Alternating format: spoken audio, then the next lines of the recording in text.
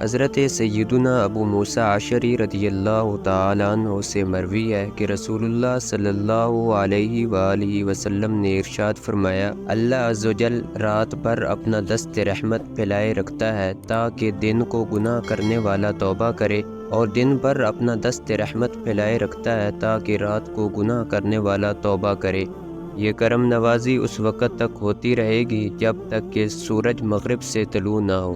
شرح مسلم میں ہے، حدیث مذکور میں ہاتھ پھیلانے سے مراد توبہ قبول فرمانا ہے، کیونکہ انسان کی یہ عادت ہے کہ جب وہ اپنی پسندیدہ چیز دیکھتا ہے تو اس کی طرف ہاتھ بڑھاتا ہے، اور جب کوئی ناپسندیدہ شے دیکھتا ہے تو اس سے اپنا ہاتھ کھینچ لیتا ہے۔ اس طرح کے الفاظ اہل عرب اپنی گفتگو میں استعمال کرتے ہیں۔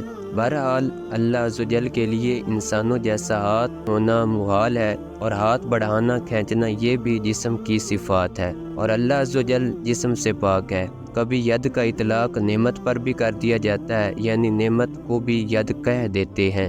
علامہ ملا علی قاری علیہ رحمۃ اللہ الباری مرقات شرح مشکات میں فرماتے ہیں، ہاتھ پھیلانے سے مراد توبہ قبول کرنا ہے۔ ایک قول یہ ہے کہ اس سے مراد اس کی جود و عطا کا وسیع ہونا ہے کہ وہ توبہ کرنے والے کو کبھی نہیں دھتکارتا۔